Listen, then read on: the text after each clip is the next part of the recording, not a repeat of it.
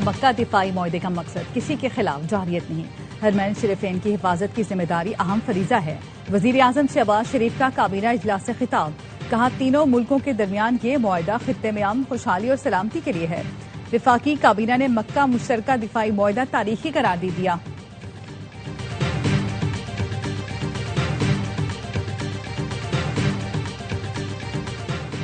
27 ستمبر اسلام آباد مارچ کی کال حتمی ہے، جو کرنا ہوگا ایک ہفتہ پہلے بتا دیں۔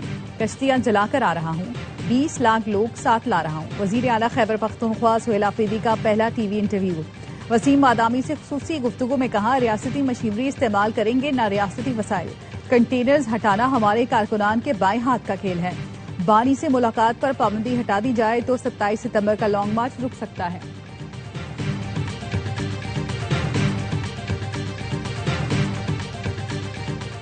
میر رضا قتل کیس نئی تحقیقاتی کمیٹی کا 5 گھنٹے طویل اجلاس۔ مقتول کے والدین نے کمیٹی کو بیان ریکارڈ کرایا۔ میر حسین نے بتایا آج کی پیش رفت سے مطمئن ہیں، نئی تحقیقاتی کمیٹی کا موقع دینا چاہیے، انتظار ہے کہ نئی تحقیقاتی ٹیم کیا نتائج سامنے لاتی ہے۔ 3 سے 4 دن میں تحقیقات کے نتائج سامنے آ سکتے ہیں۔ وکیل جبران ناصر نے کہا ابھی جوڈیشل کمیشن یا جوڈیشل انکوائری کی ضرورت نہیں، ہمیں پی پی کے سندھ حکومت سے کوئی امید نہیں۔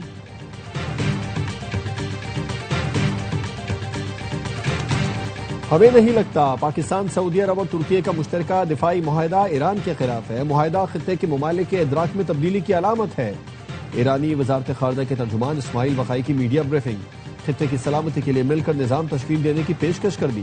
کہا خطے کے ملکوں کو چاہیے کہ وہ ایران پر حملوں کے لیے اپنی سرزمین استعمال نہ ہونے دیں۔ آئیں مل کر ایسا نظام تشکیل دیں جو خطے کے تمام ملکوں کی سلامتی کو یقینی بنائے۔ ہم خطے کے ممالک کی علاقائی سالمیت اور قومی خود مختاری کا احترام کرتے ہیں۔ خطے کے ممالک کو بھی اپنی ذمہ داریاں پوری کرنی چاہیے۔ مشرق وسطیٰ میں عدم استحکام کا ذمہ دار امریکہ ہے۔ تیسری قوت مداخلت نہ کرے تو آپ بنایا ہرمز کھول سکتے ہیں۔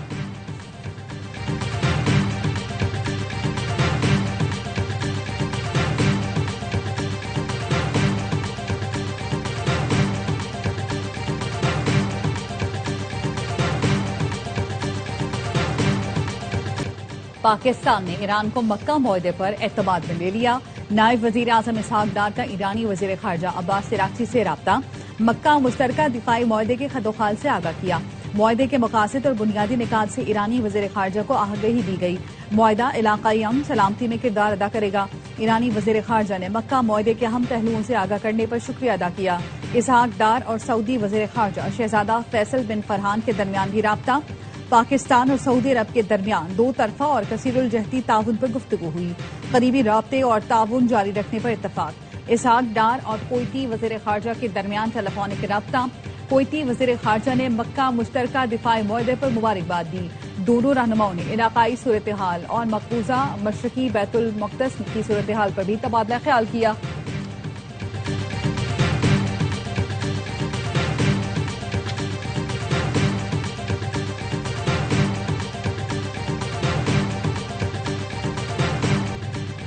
احتجاج کی کال کے باوجود ہائی کورٹ نہ پہنچنے پر پی ٹی آئی رہنما سلمان اکرم راجہ اپنے ہی ارکان اسمبلی پر پھٹ پڑے۔ کہا میں نے گڑ گڑا کر ان سے التجا کی تھی کہ اسلام آباد ہائی کورٹ کے باہر پہنچے، کہاں ہیں سارے لوگ، کیوں نہیں آئے، میں سب کے نام سامنے لاؤں گا۔ مشال یوسفزئی اور سلمان اکرم راجہ کی واٹس ایپ گروپ میں بھی تلخ کلامی۔ P T I Khyber Pakhtunkhwa کے صدر جنید اکبر نے کہا رات 12 بجے میسج کر دیتے ہیں صبح پہنچیں، یہ کون سا طریقہ ہے، سب سو چکے ہوں، حکم جاری کر دیا جائے۔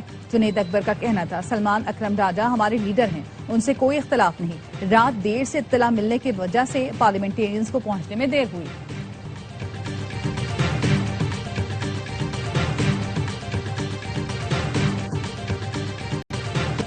میر رضا کیس میں حقیقت سامنے آ جائے گی۔ میر رضا کیس میں نئی تحقیقاتی ٹیم کام کر رہی ہے۔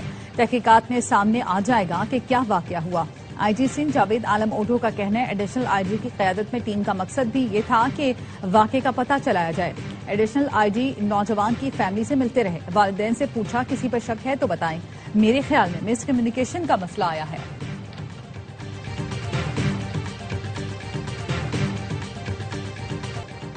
صبح شام پنجاب حکومت کو بھاشن دینے والے پہلے اپنا صوبہ دیکھ لیں۔ سندھ حکومت میر رضا قتل کیس ابھی تک حل نہیں کر سکی۔ وزیر اطلاعات پنجاب اسما بخاری کہتی ہیں پنجاب میں فیک کیس کہہ کر رپورٹ نہیں چھپائی جاتی، نہ ہی کوئی اعلیٰ شخص تھانے آتا ہے۔ ہم کھوکھلے نعروں پر نہیں عملی اقدامات پر یقین رکھتے ہیں۔ پیپلز پارٹی والے ہارے ہوئے لوگ ہیں جو پنجاب پر غصہ نکالتے ہیں، جہاں ہار جائیں وہاں دھاندلی کا رونا روتے ہیں اور جہاں جیت جائیں وہاں خاموش ہو جاتے ہیں۔ وزیر اطلاعات پنجاب عظمہ بخاری کہتی ہیں لوگ پیپلز پارٹی کے جلسوں میں آنے کے لیے تیار نہیں تھے تو ووٹ کون ڈالے گا؟ کیا جن حلقوں میں پیپلز پارٹی جیتی وہاں الیکشن کمیشن سندھ تھا؟ پیپلز پارٹی کو سسٹم پر اعتراض ہے لیکن سسٹم سے باہر بھی نہیں نکلتے۔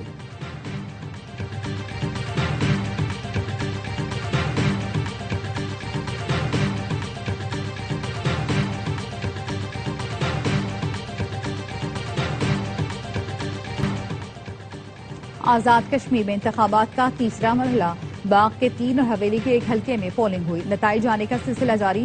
نون لیگ اور پی پی میں کانٹے کا مقابلہ جاری۔ ضلع باغ میں 2 سابق وزرائے اعظم سردار عتیق اور سردار تنویر الیاس سمیت 73 امیدواروں کا مقابلہ ہے۔ پیپلز پارٹی کو انتخابات کے تیسرے مرحلے پر بھی اعتراضات، انتخابی عمل میں بے ضابطگیوں کی شکایات کے انبار لگا دیے۔ Chief election commissioner Azad Kashmir کو مراسلہ، LA 14، 15 اور 16 میں انتخابی بے ضابطگیوں پر فوری کارروائی کا مطالبہ کیا۔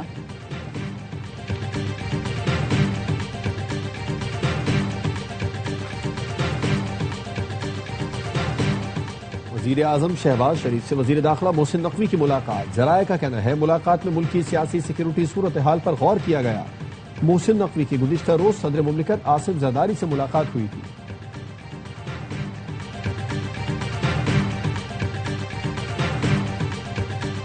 سوشل میڈیا پر کردار کشی اور الزامات، سینئر صوبائی وزیر شرجیل میمن کی شکایت پر NCCIA نے کارروائی کا آغاز کر دیا۔ ذرائع کا کہنا ہے کہ مبینہ طور پر الزامات لگانے والے سوشل میڈیا اکاؤنٹس کا فورنزک آڈٹ شروع کر دیا گیا۔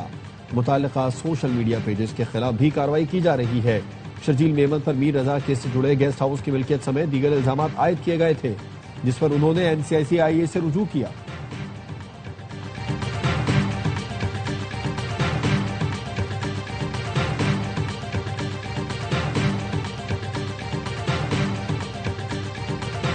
سیکیورٹی فورسز کی بلوچستان میں کامیاب کارروائیاں، پنجگور کے علاقے سرکینی اور چھیدگی میں انٹیلیجنس بیسڈ آپریشن، فتنہ ہندوستان کے اہم سرغنہ وزیر ولی جمال سمیت 5 دہشت گرد مارے گئے، 4 موٹر سائیکلیں، مشین گنز اور بڑی تعداد میں اسلحہ اور گولہ بارود برآمد۔ وفاقی وزیر داخلہ محسن نقوی کی سیکیورٹی فورسز کی ستائش، کہا پوری قوم دہشت گردی کے خلاف متحد اور سیکیورٹی فورسز کے شانہ بشانہ ہے۔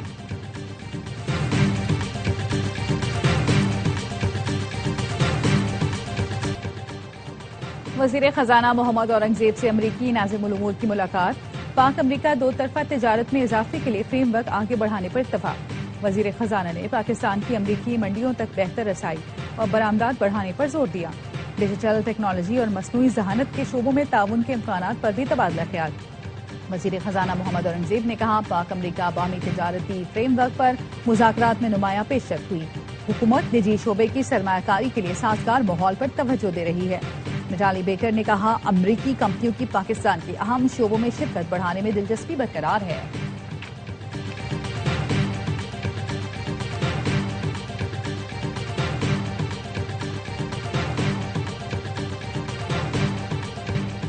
کولمبیا کے ساحلی صوبے چوکوا میں 7.4 شدت کا زلزلہ، 20 افراد ہلاک، مزید ہلاکتوں کا خدشہ، درجنوں عمارتیں ملبے کا ڈھیر بن گئی، متعدد افراد زخمی۔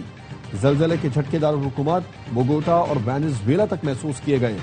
زلزلے کا مرکز سین ہوزے نے ڈیل پارمل کے قریب تھا۔ آفٹر شاک سے خدشہ برقرار، متاثرہ علاقوں میں امدادی کارروائیاں جاری۔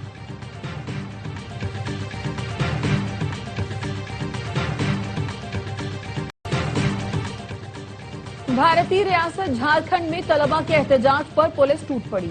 رانچی میں امتحانی بے ضابطگیوں کے خلاف احتجاج، فورسز نے مظاہرین کو منتشر کرنے کے لیے لاٹھی چارج کیا، متعدد نوجوان زخمی۔ طلبہ ریاستی اسمبلی کی جانب مارچ کر رہے تھے۔ نوجوان گزشتہ ماہ سے سرکاری ملازمتوں کے امتحان میں بے ضابطگیوں اور پیپر لیک ہونے کے خلاف احتجاج کر رہے تھے۔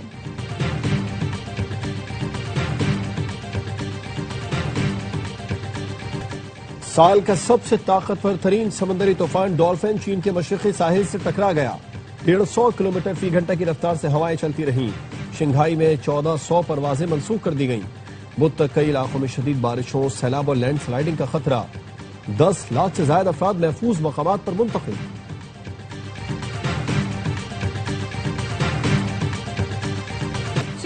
खौफनाक लैंड स्लाइडिंग, बड़ी चट्टानें गाड़ी पर आ गिरी। हाईवे पर पहाड़ से अचानक पत्थरों की बारिश हुई, एक कार को कुचल डाला। मोटरसाइकिल सवार बरसते पत्थरों से बाल बाल बच गया। हादसे में 2 अफराद जख्मी हो गए। हौलनाक मंजर पिछली गाड़ी के डैशबोर्ड कैमरे में महफूज हो गया। और वतन अजीज की आज़ादी के जश्न यौम आज़ादी मनाने के लिए तैयारियां जोरों शोर से जारी। हर शाहराह हर गली कौमी परचम के रंग में रंग गई। हर सू सब परचम लहराने लगे। झंडों और झंडियों की फरोख्त बढ़ गई।